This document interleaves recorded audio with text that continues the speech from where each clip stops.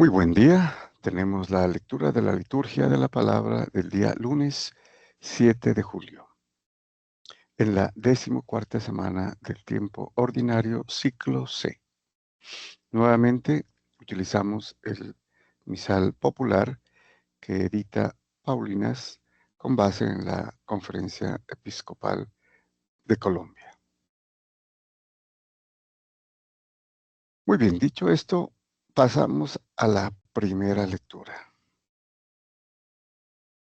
Continuamos con el desarrollo de la lectura del libro del Génesis, capítulo 28, versículos del 10 al 22, parte A.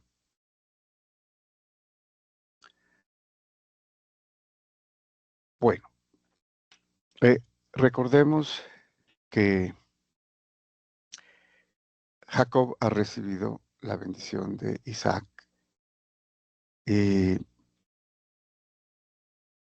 Esaú, su hermano, pues está furioso e intenta matarlo. Por eso eh, Rebeca, su madre, ¿no?, la madre de Jacob, eh, le dice que vaya donde su familia. Y luego Isaac también le sugiere esto, ¿no?, que vaya a conseguir esposa desde los familiares de su padre, ¿no? Y que no vaya a casarse con ninguna de las hijas de los hititas o de la tierra de Canaán donde están habitando. Bueno, entonces nos dice el libro del Génesis. En aquellos días Jacob salió de Berseba en dirección a Harán. Llegó a un determinado lugar y se quedó allí a pernoctar porque ya se había puesto el sol. Tomando una piedra de allí mismo, se la colocó por cabezal y se echó a dormir en aquel lugar. Y tuvo un sueño, una escalinata apoyada en la tierra, con la cima tocaba el cielo. Ángeles de Dios subían y bajaban por ella. El Señor, que estaba en pie junto a ella, le dijo: Yo soy el Señor, el Dios de tu padre Abraham y el Dios de Isaac. La tierra sobre la que estás acostado la daré a ti y a tu descendencia. Tu descendencia será como el polvo de la tierra, y te extenderás a occidente y oriente, a norte y sur. Y todas las naciones de la tierra serán benditas por causa tuya y de tu descendencia. Bueno, lo que hace aquí entonces Dios es renovar la promesa hecha a Abraham, ¿no?, y también hecha a Isaac. Entonces Jacob recibe esta misma promesa. Y continúa el Señor: Yo estoy contigo, yo te guardaré donde quiera que vayas.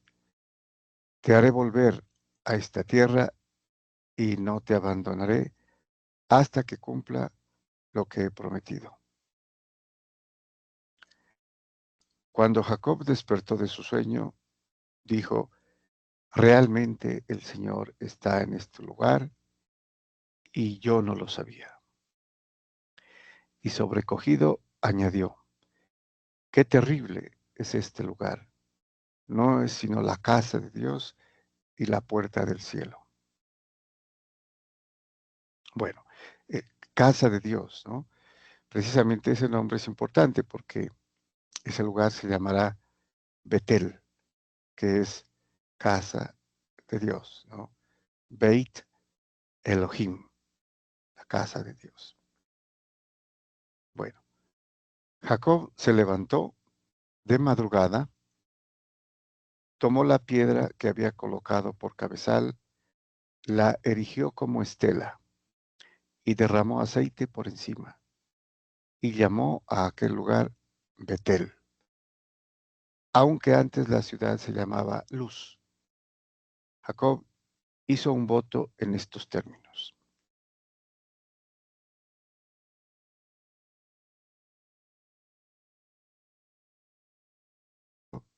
Si me da pan para comer y vestido,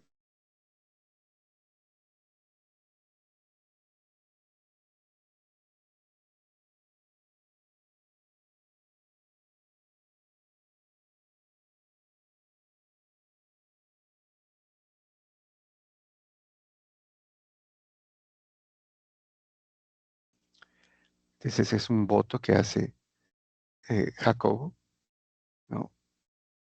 Que cumplirá obviamente al volver, ¿no? Porque va a volver a la tierra de donde sale en este momento. Y vendrá, pues obviamente con su esposa, Raquel, ¿no? Y toda su hacienda. Muy bien, vamos al Salmo responsorial. Tenemos el Salmo 90, perdón, cuyo responso es: Dios mío, confío en ti. Este es un salmo en el que se alaba a Dios por su protección y, de otra parte, la confianza depositada en Él. O sea, que Dios guarda, protege y salva a quien confía en Él. Muy bien, entonces nos dice el salmista: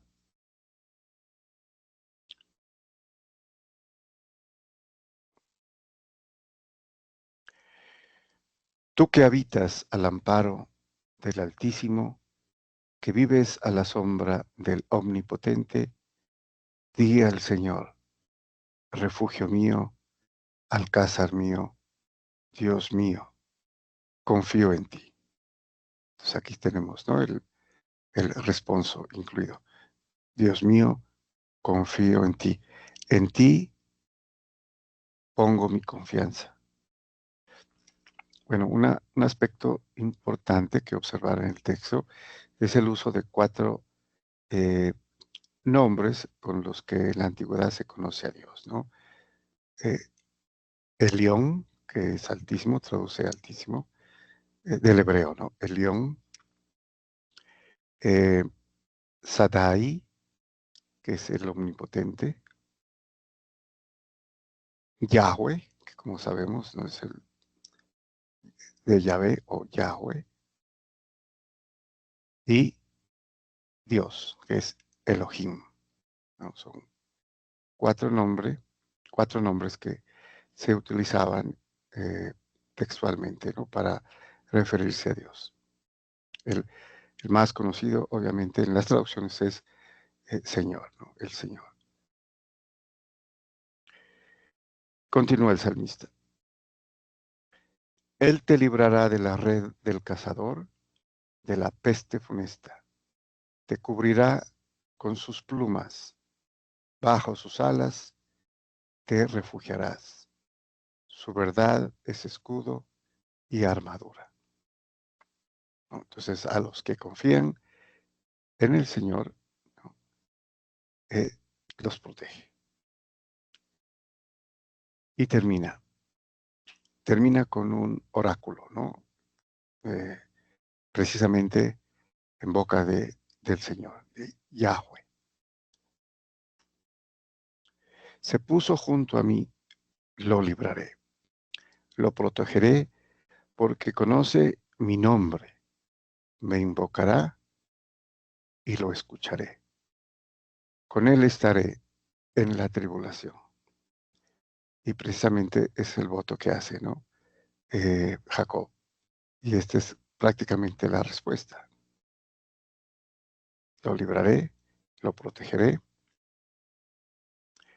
y estaré con él en la tribulación.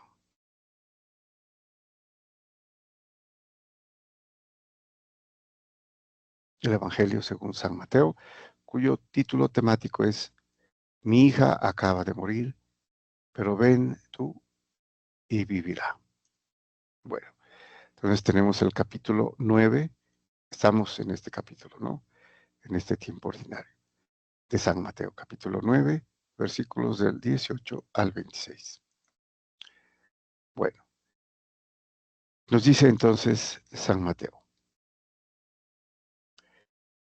En aquel tiempo, mientras Jesús hablaba, se acercó un jefe de los judíos que se arrodilló ante él y le dijo, bueno, este jefe de los judíos quiere decir jefe de la sinagoga, el que estaba a cargo de la sinagoga, donde los judíos pues iban a leer las escrituras y a realizar litúrgicamente los actos, ¿no? de alabar a Dios a través de la escritura.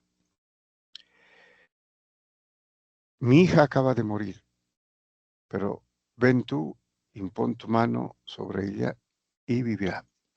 Entonces aquí tenemos a un judío que además era administrativamente importante porque era jefe de la sinagoga. Entonces él se postra ante él, se arrodilla, dice aquí el texto, ¿no? Y le declara su confianza, ¿no? Tanto que está seguro, dice, ¿no? Ven tú, impón tu mano sobre ella y vivirá. Entonces aquí tenemos un ejemplo de la confianza que tiene este judío en el poder de curación del Señor. Inclusive más, porque está más que un milagro reconociendo la divinidad, ¿no? de Jesucristo, porque dice, le va a devolver la vida. ¿Quién hace eso sino Dios? Bueno, o sea, hay más, ¿no? de lo que nosotros podemos percibir literalmente aquí. Jesús se levantó y lo siguió con sus discípulos. Entre tanto, una mujer que sufría flujos de sangre desde hacía 12 años se le acercó por detrás y le tocó la orla del manto, pensando que con solo tocarle el manto se curaría. Bueno, este es el caso de la mujer hemorroísa, ¿no? Que tenía flujo de sangre, inclusive en los evangelios de San Marcos, San Lucas, dice que había gastado toda su fortuna, ¿no? Seguramente era una mujer de prestigio, ¿no? Solvente, pero no había obtenido curación, ¿no? De los médicos. Incluso eh, en los evangelios de San Marcos y San Lucas dice que estaba peor. Y esta mujer también, ¿no? Con una fe eh, extraordinaria, además porque eh, culturalmente y por la ley, eh, estos padecimientos de sangre en las mujeres era prohibido acercarse porque podían contaminarse, ¿no? Entonces no podía la gente tocarla y ella menos tocarlo. Por eso aquí entendemos que le tocó la orla del manto.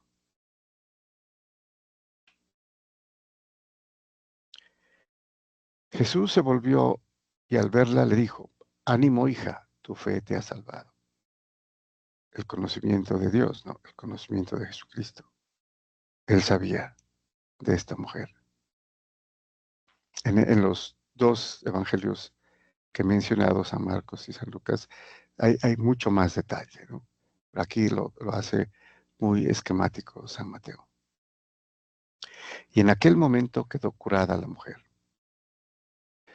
Jesús llegó a casa de aquel jefe y al ver a los flautistas y el alboroto de la gente, dijo, retírense, la niña no está muerta, está dormida.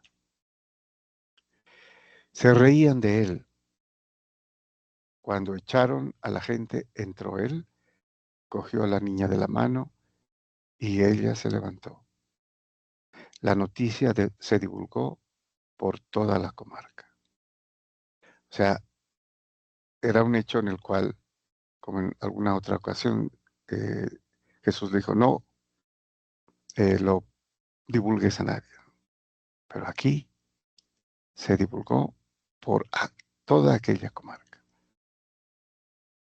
Y era algo extraordinario, ¿no? Jesucristo resucitaba a una niña, que es un atributo de Dios, ¿no? Volver a la vida a una persona. Muy bien, muchas gracias y bendiciones.